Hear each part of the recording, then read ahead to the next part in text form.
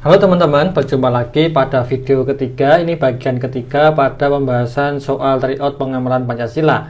Di sini nanti videonya akan sedikit panjang karena kita akan membahas kurang lebih 7 soal. Oke.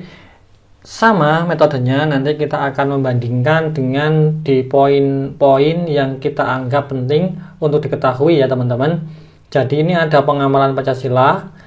Sila kedua yang atas, yang bawah adalah sila kelima. Kenapa kita ngambil sila kedua dan kelima? Karena di pilihan yang paling banyak adalah sila kedua dan sila kelima. Oke, kita baca soalnya. Adik Anda baru 1 tahun mendapatkan pekerjaan yang diimpikan, yaitu menjadi seorang petani milenial. Dari pekerjaan itu, dia mendapatkan gaji yang cukup besar untuk menghidupi dirinya yang masih sendiri dan sangat mungkin untuk ditabung untuk dana cadangan. Di lain sisi, karena adik Anda masih muda, belum mengetahui pentingnya memiliki tabungan. Gajinya selalu habis untuk belanja online setiap ada event yang diadakan oleh e-market. Padahal barang yang dibeli kebanyakan tidak dipakai atau tidak dapat dipakai. Tindakan tersebut bertentangan dengan sila keberapa? Oke ya. Di sini mudah ya teman-teman, sudah hampir 92% yang benar.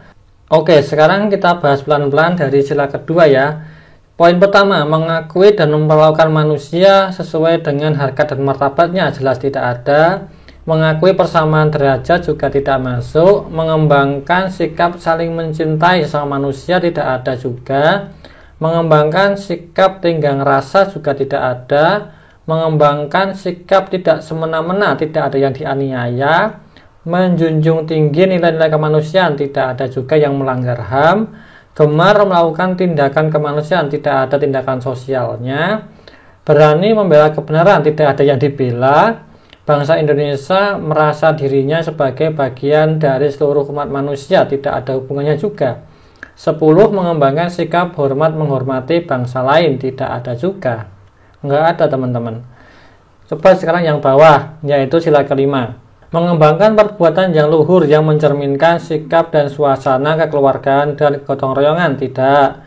Mengembangkan sikap adil terhadap sesama, tidak juga. Menjaga keseimbangan antara hak dan kewajiban, ini masuk ya teman-teman. Karena dia punya gaji nih, tapi kan gaji dia, dia punya gaji. Gajinya itu adalah hak dia secara penuh, mau digunakan untuk apa, boleh. Punya kewajiban juga, hak dia adalah untuk jajan misal. Kewajiban dia itu untuk tabung. Nah, ini baru seimbang karena dia butuh tabungan, butuh dana cadangan kalau ada apa-apa. Ini tidak terjadi, dia menghabiskan uangnya untuk jajan semuanya. Nomor 4, menghormati orang lain tidak masuk. Suka memberi pertolongan, tidak ada yang ditolong. Tidak menggunakan hak milik untuk usaha-usaha yang bersifat pemerasan, tidak jadi peras. 7. Tidak menggunakan hak milik untuk hal-hal yang bersifat pemborosan dan gaya hidup mewah. Ini bisa dia boros sekali, meskipun tidak mewah tapi itu sangat boros, itu bisa dimasukkan. 8. Tidak menggunakan hak milik untuk kepentingan untuk bertentangan dengan atau merugikan kepentingan umum. Yang dirugikan adalah dia sendiri ya teman-teman, tidak ada. Suka bekerja keras juga kurang pas karena dia boros, bukan bekerja kerasnya yang disoroti. 10. Suka menghargai hasil karya orang lain yang bermanfaat bagi kemajuan. Jadi dia ketika beli barang itu bukan dia menghargai orang lain, karena dia memang tertipu saja oleh tampilan di e-commerce, e-market itu ya, sehingga banyak barang yang tidak dapat dipakai atau tidak sesuai dengan ekspektasi dia. Ini kurang pas juga. Oke, dari sini kita bisa mengambil 2 poin, yaitu poin ketiga, poin ketujuh pada pengamalan sila kelima. Oke, ini mudah teman-teman. Kita lanjutkan. Oke, sekarang kita lanjutkan ke soal berikutnya. Penanganan pandemi COVID-19 di Indonesia meninggalkan kisah yang sangat banyak. Salah satunya yang dialami Bu Heni, penjual nasi uduk di daerah Semarang, Jawa Tengah. Ibu 2 anak ini mengalami kejadian mengenaskan di mana baru buka 30 menit dan belum ada satupun pelanggan yang membeli sudah didatangi oleh petugas.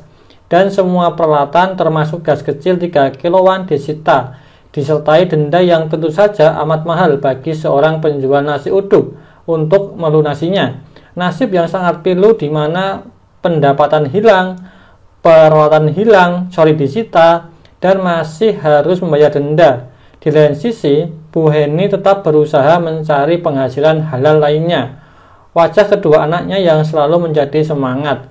Tindakan Bu Heni adalah cerminan dari sila keberapa? Oke, artinya Bu Heni ini adalah dia susah, udah susahnya berkali-kali lipat, susah kuadrat pangkat 6 misalnya. Tapi dia tidak mau menyerah. Dia tetap berjuang. Masuk ke berapa teman-teman?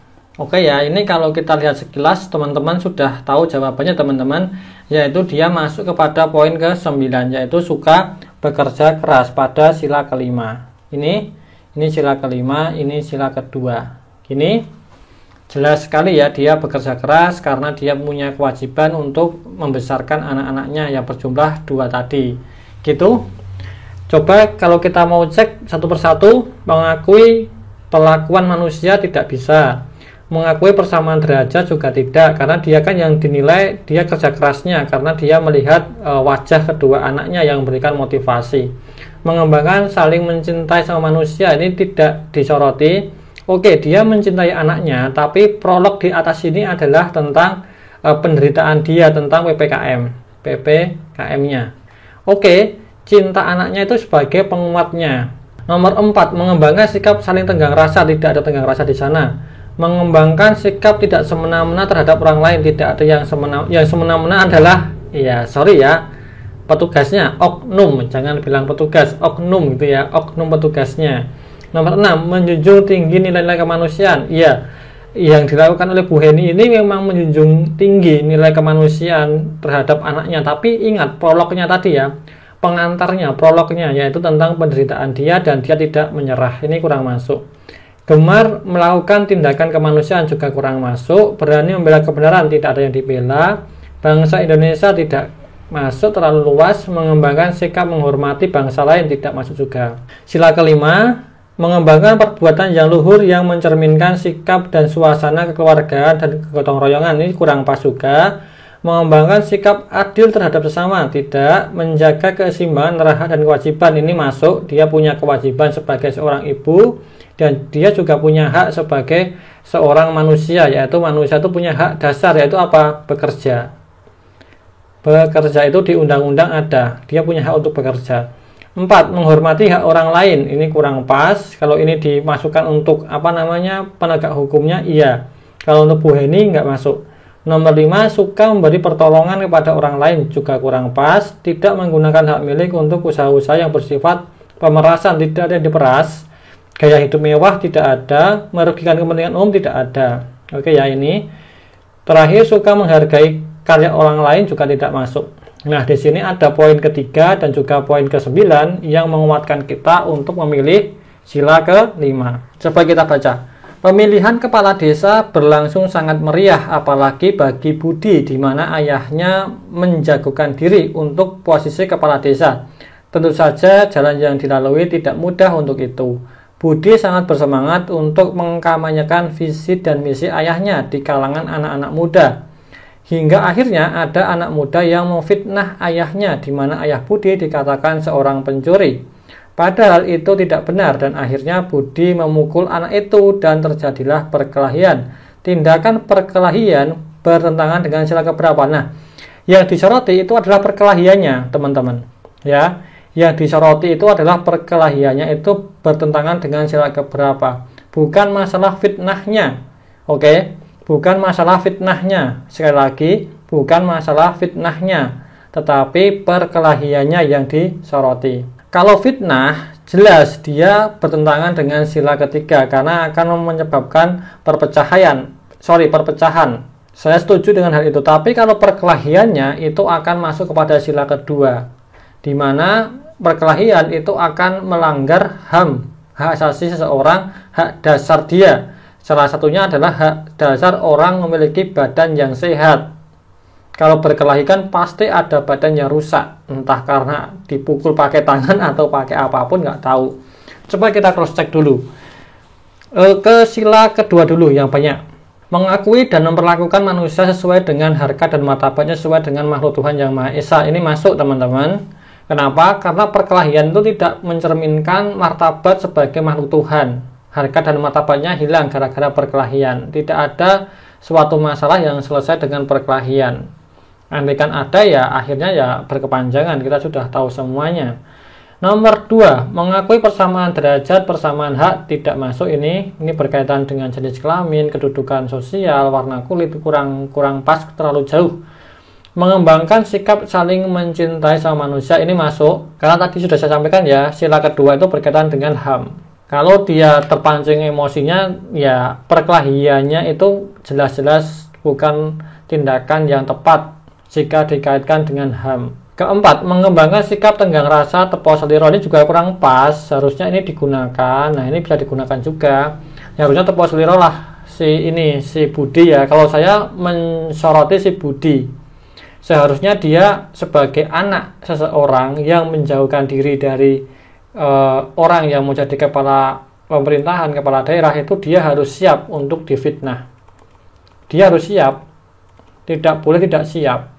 Kalau ini dibiarkan, besok Budi bisa berkelahi terus dong kalau ayahnya jadi kepala desa. Jabatan kepala itu harus siap difitnah. Kalau nggak siap difitnah, jangan jadi kepala. Oke, ini syarat mutlak ya teman-teman. Karena saya melihatnya di mana-mana kepala itu harus difitnah. Harus difitnah. Pasti difitnah. Jadi si Budi sebagai seorang anak, dia harus sabar, tenang gitu ya. Contohnya siapa? Ya contohnya sekarang yang paling dekat dengan kita ya Gibran gitulah ya. Pak Jokowi dikatakan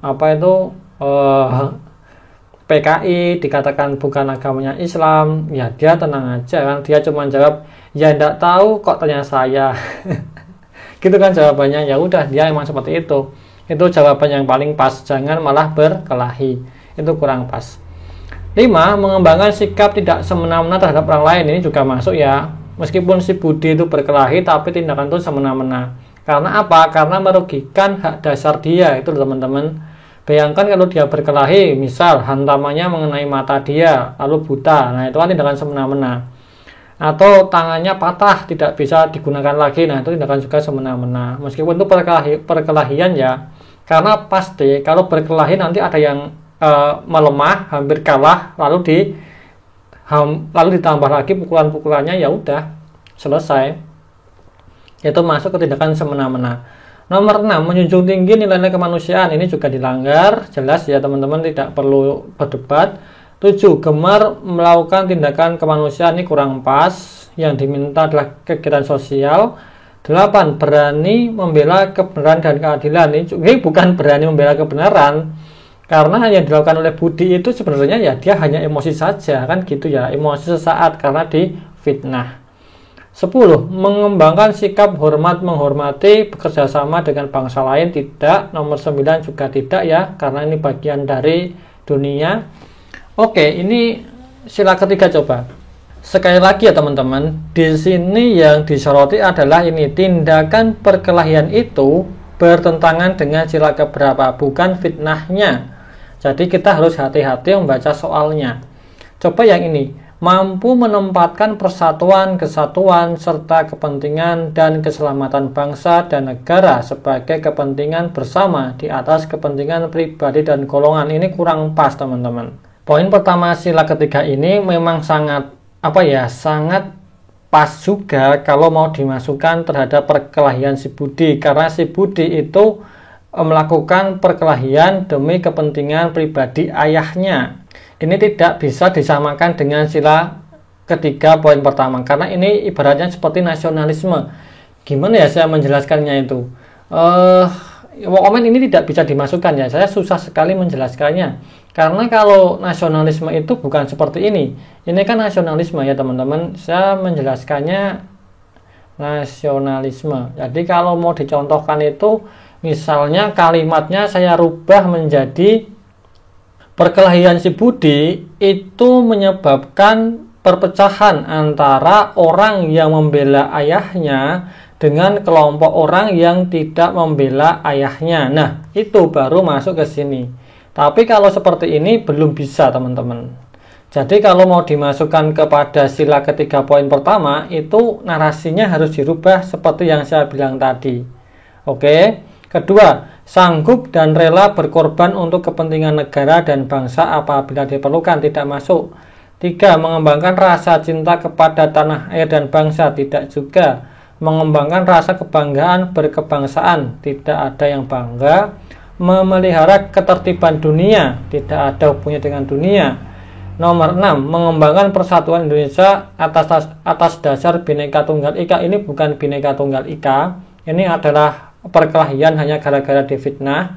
Nomor 7. Memajukan pergaulan demi persatuan, tidak juga. Oke, seperti ini. Kita lanjutkan lagi ya teman-teman. Oke, oh ya, sebelum itu di sini jawabannya kedua, sila kedua karena dikuatkan dengan poin pertama, poin ketiga, poin keempat, poin kelima, dan poin keenam. Oke, kita lanjutkan lagi. Coba kita baca. Salah satu hal yang menjadi kebiasaan di Indonesia adalah mudik lebaran, di mana semua orang bekerja di luar tempat dia lahir pulang.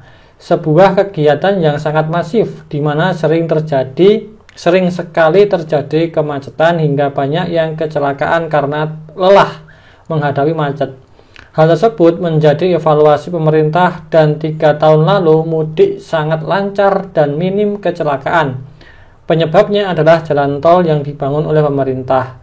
Sikap dan tindakan pemerintah adalah pengamalan sila keberapa. Jadi pemerintah membuat jalan tol sehingga mudiknya jadi lancar. Nah, ini sila keberapa? Ini jelas sila kelima. Kita mengacu kepada poin berapa teman-teman? Kita mengacu kepada poin ke-11. Suka melakukan kegiatan dalam rangka mewujudkan kemajuan yang merata dan berkeadilan sosial ya, sehingga semua bisa mudik dengan lancar, dengan baik, yang pakai mobil, yang pakai bus, yang pakai kereta, yang pakai pesawat, pakai kapal, semua bisa mudik dengan lancar. Itu sangat sesuai dengan sila kelima pada poin ke-11. Oke, ini yang sila keberapa ya ini? Sila keempat ya. Di sila keempat apakah ada yang masuk? Coba ya, sebagai warga negara, masyarakat Indonesia punya kedudukan yang sama, tidak memaksakan kehendak, juga tidak kan bikin tol, dia mengutamakan musyawarah, tidak ada dimusyawarahkan karena dia bikin tol doang. Musyawarah untuk mencapai mufakat, tidak ada dimufakati. Menghormati, menjunjung tinggi setiap keputusan yang dicapai sebagai hasil musyawarah, tidak juga. Nomor 6, dengan etikat baik dan rasa tanggung jawab menerima dan melaksanakan hasil keputusan musyawarah, tidak. 7, di dalam musyawarah diutamakan kepentingan bersama, tidak juga. Musyawarah dilakukan dengan akal sehat, tidak juga. 9, keputusan yang diambil harus dapat dipertanggungjawabkan, juga tidak. 10, memberikan kepercayaan kepada wakil-wakil, juga tidak ada. Oke, tidak ada yang masuk teman-teman. Kita lanjutkan ke soal berikutnya.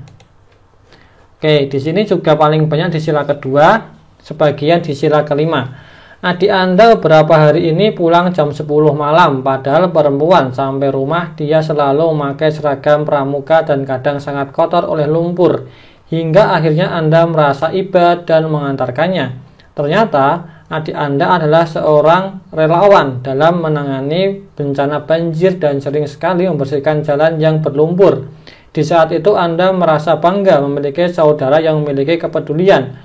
Sikap adik Anda adalah pengamalan sila keberapa? Nah, jelas ya, ini bahwa adik Anda itu suka membantu ya, membantu tanpa dibayar, suka membantu atau relawan banjir gitu. Nah, ini sangat jelas sekali masuk kepada sila kedua. Ini sila kedua, ini sila kelima. Ini sangat masuk sekali pada bagian ketujuh, gemar melakukan kegiatan kemanusiaan. Atau nomor 6, menjunjung tinggi nilai-nilai kemanusiaan. Sangat tepat sekali dengan sikap si adik ini yang menjadi relawan, menggunakan baju pramuka, pulang malam, tidak dibayar. Kan gitu ya. Juga masuk pada poin ketiga, mengembangkan sikap saling mencintai sama manusia. Saling tenggang rasa juga masuk ke sini. Ya enggak, mengembangkan sikap tidak semena-mena terhadap orang lain tidak bisa dimasukkan. Bangsa Indonesia tidak bisa mengembangkan sikap hormat menghormati juga tidak bisa dimasukkan. 2, mengakui persamaan derajat, tidak mengakui dan memperlakukan manusia sebagai harkat dan martabatnya dengan sebagai mengakui dan memperlakukan manusia sesuai dengan harkat dan martabatnya. Ini juga bisa dimasukkan karena dia mengakui harkat martabat orang lain sehingga dia mau membantunya. Sedangkan di nomor 5 itu mana yang pas? Coba kita cek. Nomor 1 misal, mengembangkan perbuatan yang luhur yang mencerminkan sikap dan suasana kekeluargaan dan kegotong royongan. Yang poin pertama ini sangat mirip sekali dengan di soal itu ya teman-teman. Andaikan kita mengembangkan ini, kita hanya bisa mengambil bagian kegotong royongannya saja. Kekeluargaannya ini kurang pas teman-teman. Ini tidak bisa dimasukkan pada poin kekeluargaan. Karena apa? Yang dilakukan oleh si adik itu oke. Itu sifatnya kemanusiaan. Beda dengan kekeluargaan. Beda sekali ya teman-teman. Kalau kekeluargaan itu gimana ya menjelaskannya? Kekeluargaan itu gimana ya? Misal kita punya orang yang baru dikenal, lalu kita akrab dengan dia, itu kekeluargaan. Tapi kalau kita baru kenal dengan orang, kita membantu dia, kita memberikan makan dia, itu baru kemanusiaan. Gitu loh teman-teman gue ya menjelaskannya. Mau komen seperti itulah. Saya susah menjelaskannya. Nomor 2, mengembangkan sikap adil terhadap sesama. Ini kurang pas. Adilnya di mana? Karena biasanya berkaitan dengan keadilan sosial. Nomor 3, menjaga keseimbangan antara hak dan kewajiban. Dia tidak punya kewajiban untuk membantu orang, itu hanya sebuah nurani dia saja. Menghormati orang lain juga kurang pas. Suka memberi pertolongan kepada orang lain agar dapat berdiri sendiri, ini juga kurang pas. Biasanya kalau ingin berdiri sendiri itu bukan jadi relawan, tapi lebih kepada tindakan yang spesifik, dan itu di soal pasti dijelaskan lebih rinci jika ingin mengacu pada poin kelima ini. Nomor 6, tidak menggunakan hak milik untuk usaha-usaha yang bersifat pemerasan, kurang pas. Tidak menggunakan hak milik untuk hal-hal yang bersifat pemborosan, tidak menggunakan hak milik untuk bertentangan dengan atau kepentingan umum, merugikan, tidak merugikan. Suka bekerja keras, mungkin, tapi ini juga bisa dimasukkan, tapi hanya satu saja yang masuk andaikan dipaksakan. Suka menghargai hasil karya orang lain juga tidak masuk. Jadi meskipun di sila kelima poin ke-9 ini bisa dimasukkan, tapi di soal itu kurang disorot. Suka bekerja keras ini bisa juga diartikan dalam dia profesinya, jadi kurang pas karena dia lebih disorotnya masalah dia pedulinya kepada orang lain, bukan kerja kerasnya. Contoh kalau soal kerja keras itu seperti yang tadi Bu Heni tadi ya. Nah seperti itu. Oke, kita lanjut 2 soal terakhir. Nah ini kebanyakan di sila ketiga. Coba kita baca. Teman Anda Budi adalah mahasiswa S2 di benua Eropa. Dia lahir dari keluarga berada dan terpandang. Budi sangat sering memposting foto-foto di tempat dia belajar, dan setiap postingan selalu dibandingkan dengan kondisi di Indonesia, di mana selalu dinilai lebih buruk oleh Budi. Di lain sisi, Budi memiliki followers sangat banyak di media sosial dan dari berbagai negara. Sikap Budi bertentangan dengan sila keberapa? Jadi Budi ini dia kuliah di luar negeri gitu. Lalu dia posting foto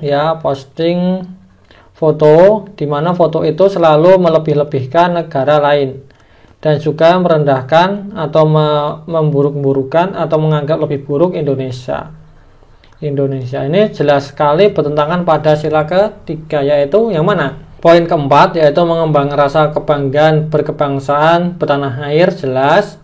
Nah, poin ketiga, mengembangkan rasa cinta kepada tanah air dan bangsa, jelas. Seperti itu. Nomor 7, mengembangkan pergaulan demi persatuan dan kesatuan bangsa, juga jelas.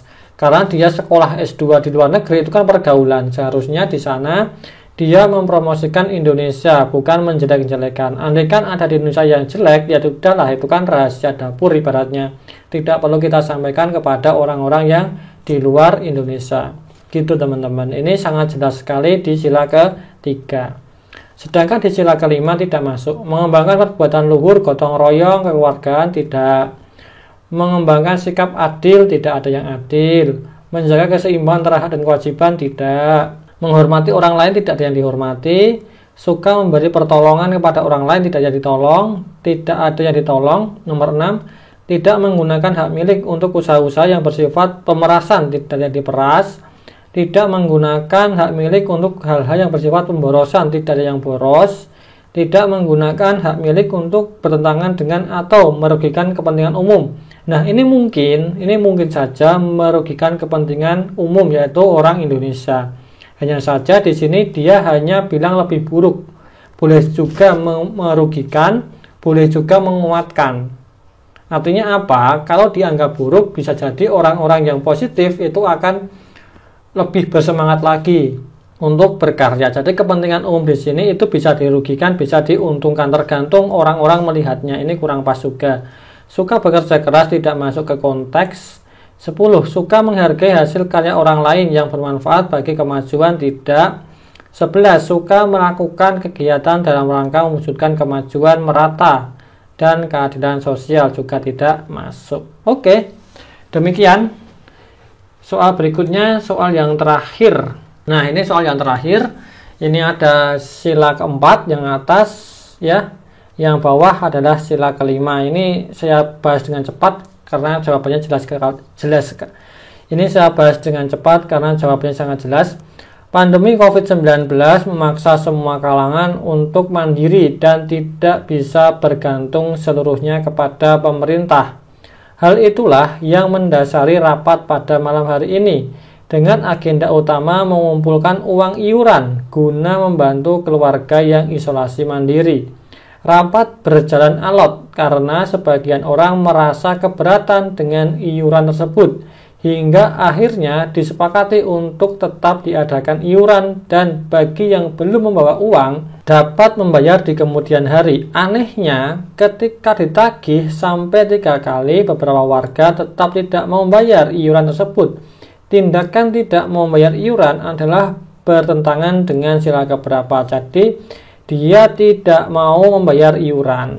Nah, sekarang teman-teman, kalau teman-teman langsung fokus tidak mau membayar iuran, teman-teman akan lari kepada sila kelima karena dia tidak punya rasa empati kepada orang lain. Tetapi kalau kita melihat konteks di soalnya, teman-teman saya yakin akan memilih sila keempat. Kenapa? Karena ingat di sini sudah ada sebuah kesepakatan rapat. Ya, meskipun alot tapi itu sudah disepakati, yaitu semua harus iuran, tapi tetap ada yang bandel.